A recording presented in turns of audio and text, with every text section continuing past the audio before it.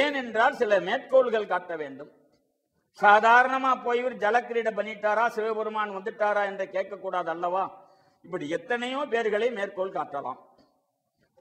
இவரும் அதே பிரகாரம் சிரத்துக்கு மேலே கரத்தை தூக்குவார், கழுத்தளவு தண்ணியிலே இறங்கி வடக்கே சிவன் தெற்கே யமன், அதனாலே நாத்தளம் தேர நமச்சிவாயா நமச்சிவாயா நமச்சிவாயா என்ற மந்திரத்தை ஜெபித்து உருவை ஏற்றிக்கொண்டே இருந்தார்.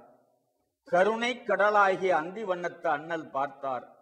நம் மீது மாறாத அன்பு கொண்ட ஒரு பக்தன் வேதங்களை கரை கண்டு வேதங்களை தனக்கு பின்னே வரக்கூடிய சந்தித்த சந்ததிகளுக்கும் இதை போதனை செய்து நம்மளுடைய நாமத்தை தினந்தோறும் ஜலத்திலே இறங்கி ஜல கிரீடையாகப்பட்டது செய்து நம்மளை வணங்குகின்றானே, தரையிலே இருந்து நாம் வணங்குவதை கூட தண்ணீரிலே இருந்து வழங்குவதற்கு புண்ணியம் அனந்தம். அதாலதான் வடக்கே கங்கா ஸ்நானம், அங்கே ஹரித்வார், ரிஷிகேஷி, தேவப்பிரயாகை போன்ற நதிகளில் எல்லாம் ஆயிரக்கணக்கான ரூபாய்களை செலவழித்துக் கொண்டு பக்த சிரோன்மணிகள் சென்று அங்கே நீராடுகிறார்கள் என்று சொன்னால் அதெல்லாம் என்ன விளையாட்டா?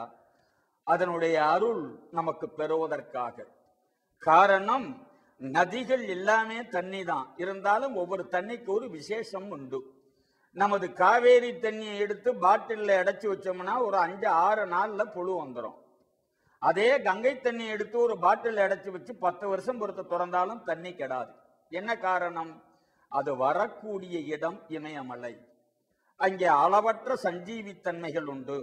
அந்த சஞ்சீவித்தன்மைகள் பட்ட வரக்கூடிய தண்ணீர் நமது மேலே படுவதனாலே நம்மளுடைய பாவங்கள் சுலபமாக கழுவுகின்றது. இது அன்பர்கள் ஆழ்ந்து சிந்திக்க வேண்டும். அதனாலதான் சேத்ராடனம் என்பது இன்றியமையாத ஒன்று. வடக்கே ஒரு மன்னன் அரசோச்சினான். அந்த மன்னன் அரசாட்சிய பொழுது அவனுக்கு சந்தானம் இல்லை. பல ஆலயங்களுக்கு சென்று பல தர்மங்களை பண்ணி இறை அருளாலே அவன் ஒரு ஆண்மகவை பெற்றான். அவன் குழந்தையை நல்ல குருகுலத்திலே பயிற்றுவித்தான். அவனுக்கு நல்ல புத்தி. வளருகின்ற பொழுது அவனுக்கு ஒரு ராஜகுமாரியை திருமணம் செய்து வைத்தான். அந்த மனைவியினுடைய குணத்தை கேட்டு குணக்கேடனாக மாறி தாயையும் தந்தையையும் தன் அரண்மனை விட்டு வெளியே துரத்தி விடுகின்றான். துரத்தி விட்ட பிற்பாடு அவர்கள் பிள்ளை சௌகரியமாக வாழ்ந்தால் போதும் என்று சொல்லி தாயும் தந்தையும் சென்று யாசகம் எடுத்து புசிக்கின்றார்கள். தன் இளம் மனைவியை அழைத்து கொண்டு அரசன் தேனிலவை போல வெளியிலே சென்றான். சென்ற பொழுது அங்கே அகத்தியரை போல குள்ளமான ஒரு முனிவர் தினந்தோறும் காலை உச்சி போது மாலை முப்போதும் தப்பாது சிவபூஜை செய்கின்றார். காலையிலே எழுந்த உடனே 3 பெண்கள் இங்கே வருவார்கள். வருகின்ற பொழுது அவர்களுடைய தலைகள் எல்லாம் அலங்கோலமாக கந்தல் ஆடை புனைந்து பஞ்சை பராரியாய் ஏழ்மை நிலையிலே பார்க்கின்ற பொழுதே அருவருப்படையக்கூடிய அளவுக்கு அந்த மாதரசிகள் வருவார்கள். ஒரு அம்மையார் தூவானை எடுக்குவார், அந்த ஆசிரமத்தை பெருக்குவார். ஒரு அம்மையார் மலர் சேகரம் செய்து தருவார். ஒரு அம்மையார் ஒரு வஸ்திரங்களை சுத்தம் செய்து தருவார். போகின்ற பொழுது அந்த அம்மையார் 3 பேரும் தேவலோக மாதர்களாக செல்லுவார்கள். இதை 1 நாள் 2 நாள் 3 நாள் இந்த இளவரசன் பார்த்தான். என்ன அதிசயம்! இங்கே ஜவுளி கடை கிடையாது, நகை கடை கிடையாது, பியூட்டி பார்லர் கிடையாது. வருகின்ற பொழுது இப்படி வருகின்றார்கள், போகின்ற பொழுது இத்தனை அலங்காரமாக போகின்றார்கள். அவரை பார்த்தாலோ நித்திய தரித்திரரை போல் தெரிகிறது. முழங்கால் வரலையும் ஒரு கந்தலாடை. இவருக்குள் என்ன சக்தி இருக்கிறது என்று சொல்லி அந்த 3 மாதர்களையும் பார்த்து மன்னன் கேட்டான், தாயே, நீங்கள் எல்லாம் யார்? காலையிலே இங்கே வருகின்றீர்கள், வருகின்ற பொழுது வஞ்சை பராரியா இருக்கின்றீர்கள், போகின்ற பொழுது இத்தனை அலங்காரமாக செல்லுகின்றீர்கள், என்ன என்று வினாவினான். அந்த 3 மாதர்களும் சொன்னார்கள், அன்பனே, இளவரசனே, நான் கங்கை, இவள் யமுனை, இவள் சரஸ்வதி, 3 நதிகள் நாங்கள். பாவங்கள் செய்தவர்கள் எல்லாம் எங்களிடத்தை வந்து முழுகுகின்றார்கள். எங்கள் பாவத்தை வந்து இவரிடத்திலே கழுவிட்டு போறோம் நாங்கள். நல்லா யோசிக்கணும். கங்கையும் யமுனையும் காவேரியும் தீர்க்கக்கூடிய அளவுக்கு இவர்கிட்ட என்ன இருக்கு? உடனே மன்னன் வந்தான். அந்த ஞானியின் காலிலே விழுந்தான். தபோதனா, நீ என்னையா அப்படி புண்ணியம் பண்றேன்னு கேட்டான். அவர் சிரித்தார்.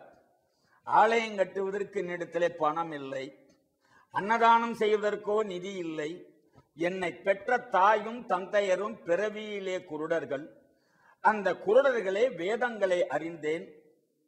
மாத்ரு தேவோ பவா, பித்ரு தேவோ பவா, குரு தேவோ பவா, ஈஸ்வரா தேவோ பவா என்று சொல்லுகின்றார்கள். முதல் வணக்கமாக என் தாய்க்கும், இரண்டாவது வணக்கமாக எனது தந்தைக்கும், மூன்றாவது வணக்கமாக குருவுக்கும், நாலாவதான் ஈஸ்வரனுக்கே வந்து தொண்டு செய்றேன். இதைத்தான் செய்கிறேன். பிறவி குருடர்களாகிய தாயையும் தந்தையும் நானும் எனது தர்ம பத்தினையும் காலையிலே சுத்தம் செய்து நீராலே அவர்களுக்கு திருநீர் தரித்து மாற்று உடை கொடுத்து அவர்கள் வஸ்திரங்களை துவைத்து வைத்து குரு கடச்சமாக வேத பாராயணத்தை சிவன் முன்னே செய்கின்றேன்.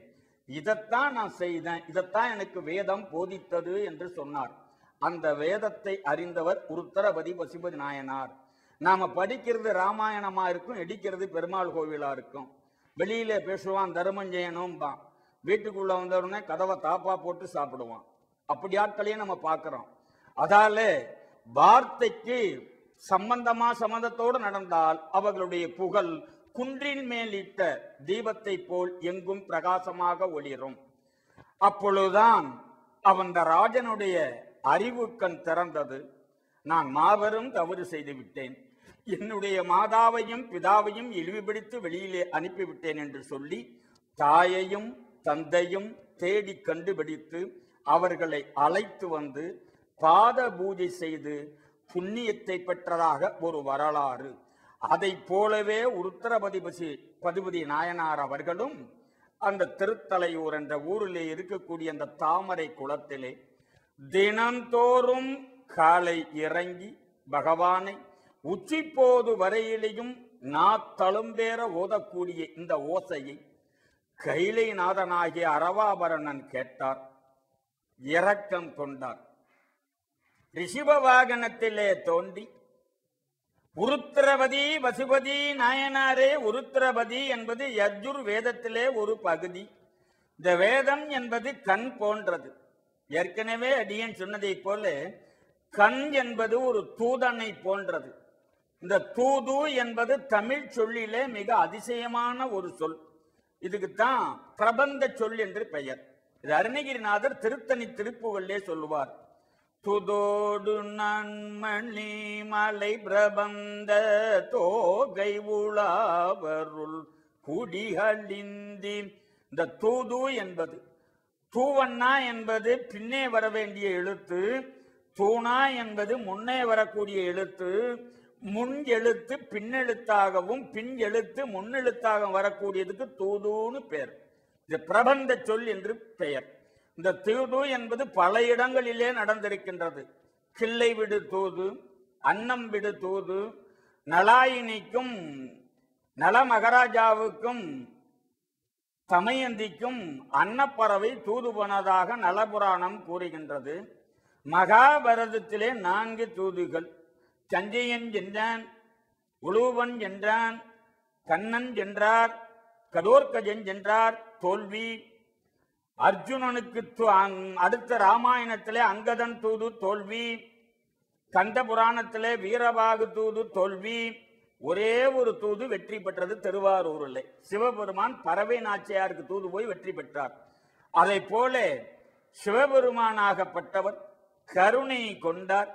மரகத கொடி போன்ற உமை அம்மையுடன் பவள குன்றத்தை போலே சிவபெருமான் ரிஷப வாகனத்திலே காட்சி தந்து உருத்திரபதி நாயனாரை தன்னுடனேயே திருக்கையிலே இருக்குமாறு அழைத்து சென்று இந்த மந்திர ஜபங்களையும் இந்த வேதங்களையும் அங்கே ஓது என்று அழைத்து கொண்டு சென்று கைலாய பதவி நல்கினார் என்பதை அன்பர்கள் உணர்ந்து கிரகண நேரத்திலே ஜலக்கிரீடை செய்வதனாலே என்ன பலன் என்பதையும் சில மேற்கோள்களை சிறியேன் காட்டினேன். இதையெல்லாம் ஆழ்ந்து சிந்தித்து எல்லாரும் என்புறுமாறு உங்கள் பொன்னார் திருவடிகளை வேண்டி இந்த அளவிலே இதை பரிபூரணம் செய்கின்றேன்.